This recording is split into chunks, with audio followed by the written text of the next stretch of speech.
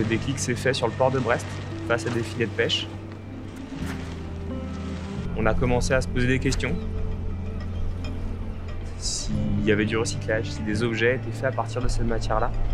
Et en se rendant compte que rien n'était fait, nous avons créé Filet Fab, la première filière française de recyclage de filets de pêche.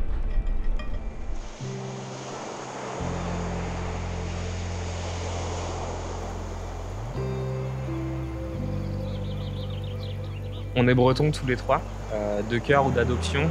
C'est ici que le projet a grandi, que nos convictions se sont forgées. C'est ici qu'on a eu nos premiers liens avec la mer, que ce soit en allant nager, en allant surfer, en étant sur un bateau de pêche. Ce lien à la mer nous a fait nous rendre compte de la fragilité de ces écosystèmes-là.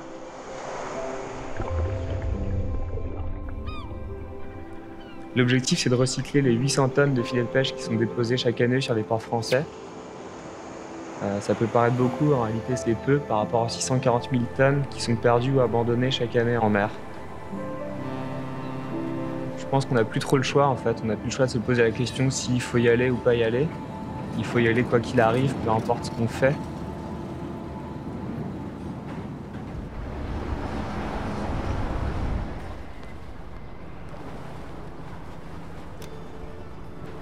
Les pêcheurs, on les a rencontrés relativement récemment.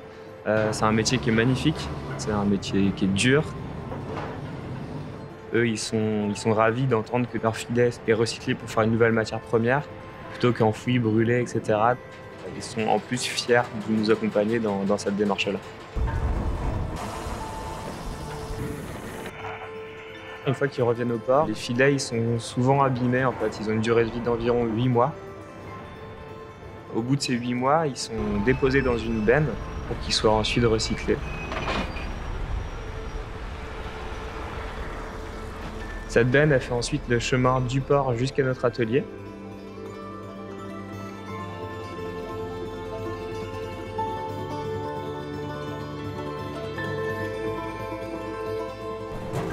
Elle est déposée dans notre atelier pour être traitée.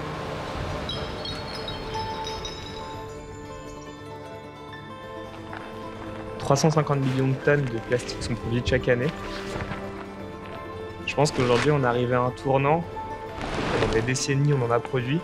Maintenant, on passe à une étape où on se dit qu'on va plutôt les recycler et faire en sorte de les réemployer pour en faire une nouvelle matière première.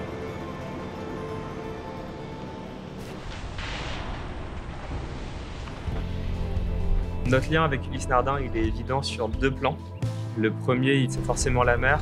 C'est Ulysse, c'est l'Odyssée, c'est l'aventure, c'est l'exploration, c'est les rafales de vent, c'est les embruns, tout un tas de choses qui nous, forcément, nous portent aussi parce qu'on est bretons, c'est des choses qu'on vit au quotidien.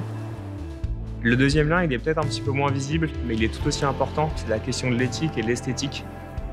Nous, c'est quelque chose qu'on porte par le recyclage, en promouvant en fait, ces filets oubliés comme étant une nouvelle matière première qui exprime une histoire, forcément.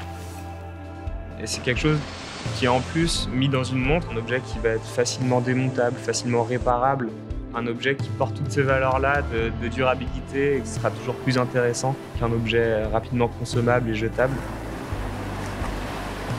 Pour l'environnement, pour les hommes aussi, pour la production, pour la fabrication de ces objets, de ces matières premières-là. On a vraiment cette concordance avec eux de dire que le recyclage est une solution pour l'avenir.